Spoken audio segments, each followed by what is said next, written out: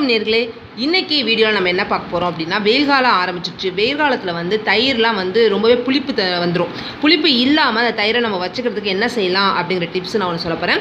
அதுக்கப்புறம் இன்னொரு tips, 2 tips இந்த வீடியோவில் சொல்ல போகிறேன். முதல்ல வந்து இந்த தயிர் டிப்ஸ் சொல்கிறேன். தயிர் நான் வந்து எடுத்திருக்கேன். இந்த தயிர் வந்து புளிக்காமல் இருக்கணும் அப்படின்னா உடனே, அதாவது உர ஊற்றி அடுத்த நாள் புளிச்சிடும் இல்லையா, அது அடுத்ததுக்கப்புறம் ரொம்ப புளிப்பு வராமல் அதை வந்து அப்படியே அந்த டேஸ்ட் வச்சுருக்கிறதுக்கு என்ன பண்ணணும் அப்படின்னா, தேங்காவை எடுத்துக்கோங்க. தயிரும் தேங்காயும் எடுத்திருக்கேன். அதாவது முதல் நாள் உர ஊற்றுனா தயிர் அடுத்த நாள் ஒன்று எடுத்திருக்கேன், அப்புறம் தேங்காய் எடுத்திருக்கேன். இப்போ தேங்காவை என்ன பண்ணணும் அப்படின்னா, இந்த மாதிரி கீத்து போடுவோம் இல்லையா, இந்த கீரி, இந்த பாருங்கள் கீரை பாருங்கள், இந்த மாதிரி கீத்து மாதிரி எடுத்துக்கோங்க. ஒரு பல், இப்படி ஒரு பல் எடுத்துக்கோங்க. அந்த தேங்காய் பல் இருக்கு இல்லையா, தேங்காய் சில்லு, தேங்காய் பல்லுன்னு சொல்லுவாங்க, தேங்காய் கீத்து அப்படின்னு சொல்லுவாங்க. இதை வந்து என்ன பண்ணுங்கள் அப்படின்னா, அந்த தயிரில் போட்டு வச்சுருங்க.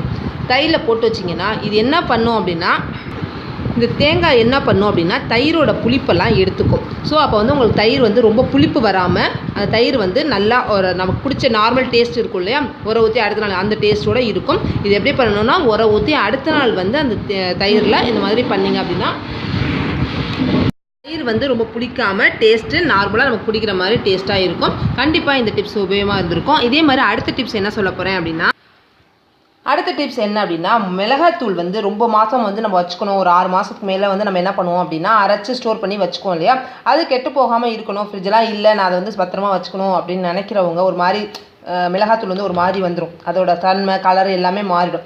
அப்படி இல்லாமல் நல்லா இருக்கிறதுக்கு வந்து என்ன பண்ணணும், கெட்டு போகாமல் இருக்கிறதுக்கும் என்ன பண்ணணும் அப்படின்னா, அதுக்கு வந்து உப்பு எடுத்துக்கோங்க. உப்பை வந்து எவ்வளோ எடுத்துருக்கீங்களோ அதுக்கு வந்து கொஞ்சம் உப்பு, நான் வந்து ஒரு சின்ன பாட்டில் எடுத்துருக்கிறதுனால இந்த அளவு பாட்டில் எடுத்திருக்கேன். ஸோ அதனால் நான் வந்து எவ்வளோ எடுத்திருக்கேன் அப்படின்னா, 1/2 ஸ்பூன் வந்து உப்பு அதில் போட்டு மிக்ஸ் பண்ணிடுங்க.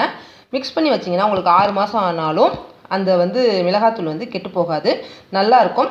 நீங்கள் சாப்பாட்டில் போகிறப்ப கொஞ்சம் உப்பு வந்து குறைச்சி போடுங்க. இவ்வளோ உப்பு வந்து அதில் எடுக்காது, கொஞ்சமாக தான் இருக்கும். அது நம்ம மிக்ஸ் பண்ணி வச்சோம் அப்படின்னா அது கெட்டு போகாது, பூச்சி வராது, வண்டு வராது, எதுவுமே வந்து மிளகாத்தூள் ஒரு மாதிரி வந்துடும் இல்லையா, அதெல்லாம் இல்லாமல் மிளகாத்தூள் 6 மாதத்துக்கு மேலே, ஒரு வருஷத்துக்கு நல்லாயிருக்கும். இந்த டிப்ஸ் உங்களுக்கு 2 டிப்ஸ் சொல்லியிருக்கேன். தயிர் டிப்ஸ் சொல்லியிருக்கேன், மிளகாய் டிப்ஸ் சொல்லியிருக்கேன்.